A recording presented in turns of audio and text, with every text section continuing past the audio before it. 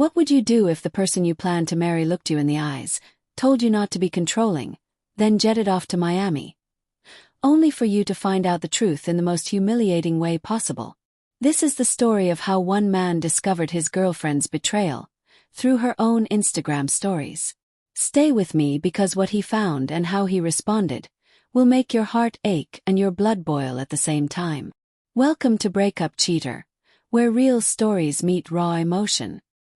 Here we uncover the betrayals, heartbreaks, and life-changing moments people rarely talk about out loud.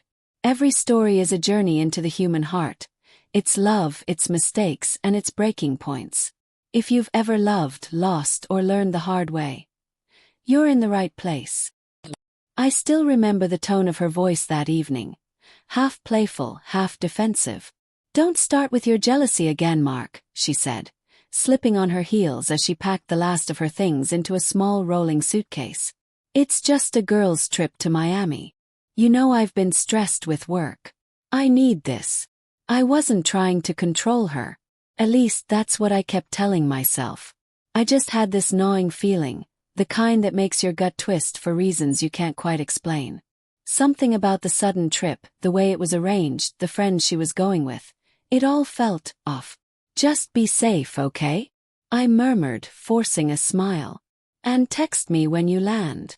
She kissed me lightly, like someone kissing a relative before leaving for a weekend away. No warmth, no lingering. Just a peck and a dismissive, "You worry too much." For the first day, I distracted myself with work.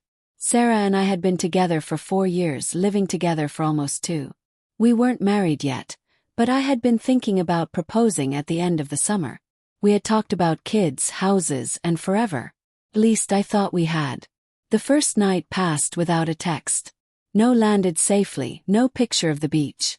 I told myself the girls probably went straight to the hotel and crashed. The second day I saw the first story on Instagram. A sunny beach, cocktails, her tagged friends laughing in the background. No sign of her in that one. Then that night another story. This time she was in it. Low-cut dress, hair done differently than I'd ever seen it, dancing in a club that looked like a scene out of a music video. Men everywhere, drinks flowing. Her hand wasn't holding her phone. It was in someone else's. Paused the video. Rewatched it. There, in the reflection of the mirror behind her, was a man's arm wrapped around her waist. My chest tightened. I told myself I was imagining things. I didn't text her that night. Or the next morning. I wanted to see if she'd reach out. By the third day, nothing. My friends told me to stop obsessing, to give her space, that I was being that guy. So I stayed quiet. On the 4th night I couldn't sleep. I went back to her Instagram. New story, this one was worse. It was a boomerang clip, her sitting on a man's lap at a rooftop bar. His hand on her thigh. His face cropped out, but I saw his rings, his watch, the kind of flashy jewelry she used to say she hated. Felt sick. I took screenshots of everything. I didn't know why. Proof, maybe. Proof for me. When she finally texted on the 5th day, it was casual. "Hey babe. Been so busy. Having so much fun. Don't wait up, we're going to this crazy yacht party tonight. Love you, love." I stared at that message for a long time. Love you. How easily those words rolled off her fingers while sitting on another man's lap. I didn't reply. She came back on the 7th day, tanned, glowing, smelling like expensive perfume I didn't recognize. "Hey," she said, walking in as if nothing had happened. "I missed you." I hugged her out of habit, but it felt like hugging a stranger. "How was it?" I asked, my voice steady, colder than I intended. "Amazing. The girls were wild, we went to so many places." "You would have been bored though," she laughed, tossing her bag on the couch.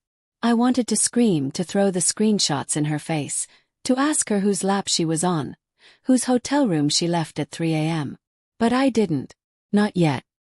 That night, while she showered, I opened her laptop. I hated myself for it. I never wanted to be the kind of man who snoops. But my hands moved anyway, driven by something primal, survival. Her messages were there. Instagram DMs. His name was Adrian. Promoter. She met him the first night. Their messages were explicit. She sent him pictures. Told him she wished she could stay longer. Told him I was sweet but boring. Closed the laptop. My hands were shaking. I didn't confront her immediately. For 2 weeks I pretended. I cooked, I laughed when she told me stories from the trip. I even made love to her once, though it felt like a lie pressed skin to skin. I needed to know if it was a fling, a mistake, or something more. Then one evening I heard her on the phone in the kitchen. She thought I was in the shower. "I can't come next month, Adrian."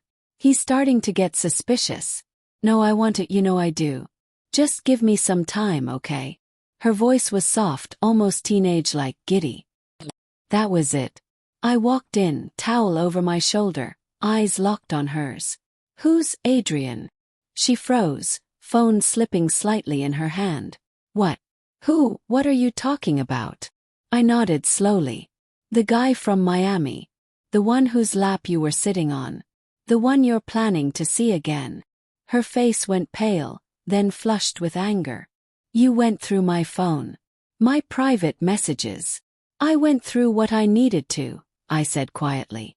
"Because the woman I trusted enough to build a life with, is sneaking around like a teenager on spring break." We argued for hours.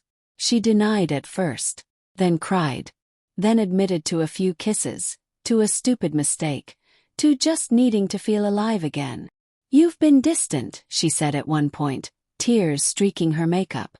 "You work all the time." I felt invisible. I wanted to shout that invisibility isn't cured by betrayal.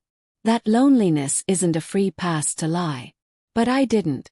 I just listened, silent, as the woman I loved turned our relationship into a ledger of excuses.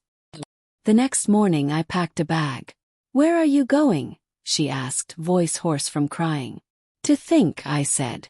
"Because right now, I don't know if I want to marry someone who thinks respect is optional." Her eyes widened. "You're overreacting. It was a week in Miami, Mark. Don't throw everything away over one mistake." I stopped at the door. "It wasn't one mistake, Sarah. It was a choice. Every text, every touch, every time you told him you wanted more, that was a choice. And you made it." Weeks passed. I stayed at a friend's place, trying to piece together what I wanted. She sent long messages, apologies, promises of therapy, of deleting social media, of cutting him off. But the thing about betrayal is, it plants something in you. A seed of doubt that grows in the quiet moments. I couldn't look at her pictures without wondering whose eyes she smiled for. I met her for coffee one afternoon. She looked tired, thinner, like someone carrying the weight of her own guilt. "I love you, Mark," she whispered. "Can't we start over?" I stirred my coffee, staring at the swirling cream. "I loved you too," I said. "But I can't build a future on a foundation I don't trust." We ended it quietly. No screaming, no grand gestures. Just a signed lease cancellation, a division of furniture, a key handed back. Sometimes I still scroll past her profile. She's in pictures with new people now, always smiling that same easy smile. I wonder if they know. I wonder if he does. As for me, I learned that love isn't just about how you feel when they're close. It's about how you feel when they're away. And the woman I thought I'd marry, she taught me that distance can reveal the truth in ways closeness never will. There are nights I still wake up reaching for her side of the bed. Old habits die slowly. Trust dies quicker. And if I could go back to that night, when she stood in our kitchen with her suitcase and her soft lies, would I stop her? No.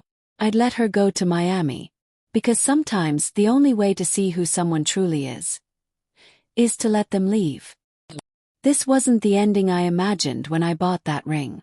But it was the ending I needed to finally see her clearly. Not as the woman I wished she was, but as the one she chose to be. Trust can shatter in a single week, but the scars it leaves can last a lifetime. What do you think? Should he have given her another chance, or did he do the right thing by walking away?